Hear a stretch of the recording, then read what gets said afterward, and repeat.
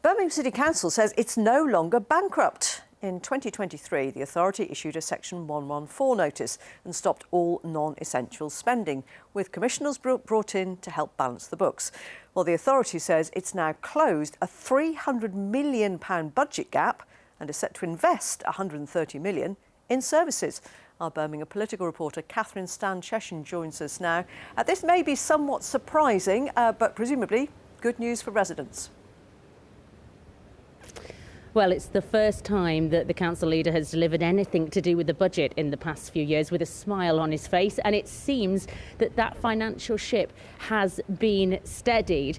What we know is there's going to be £130 million extra cash for things like youth services and street cleaning, although £95 million of savings will also be made. And it's worth saying that the council has actually had a lot of extra help from government, so it really did have to balance its books. Critics say that commissioners are still here overseeing, marking the council's homework, and that there's not enough progress been made to mean they're out of the woods.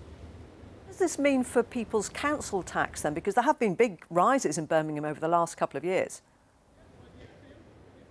Eye-watering rises, Mary, some people would say 17.5% since 2024. Some will be relieved to hear maybe that from April the rise will be just the standard 5%, although others, including a gentleman who's just stopped me now, say, hang on a minute, if everything's looking so much rosier, why can't residents in Birmingham be rewarded with a lower rise than that? I put that to the council leader. I am very sorry that we found ourselves in a position where over the previous two budgets we had to take council tax increases that went through the usual referendum cap. The message I have to your viewers is we are now back in the mainstream of local government. This is now a balanced budget. It's a sustainable financial plan going forward. And also we know that even after some of the rises that we've had to take forward over the last couple of years, the average household council tax in Birmingham is still in the lower end of the league table. And of course, we have to ask about the bin strike too. What does the budget say about that? Well, we know that the council is spending tens of millions of pounds extra on covering waste services during this dispute. It says it can't give Unite another offer in case it opens up issues with equal pay. Unite disputes that and said today, again, its door is open.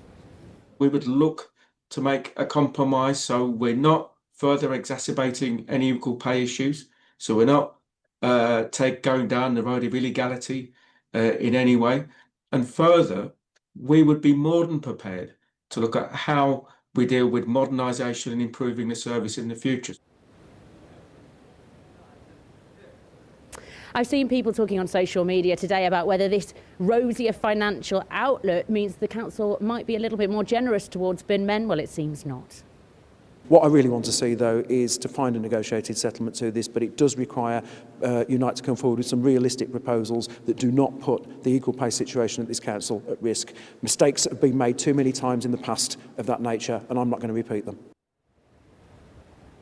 And Mary, will we still be in this dispute next budget day? Well, a year is a really long time in politics, but at the moment it's still stalemate. Indeed. Catherine Stan-Cheshire, thank you.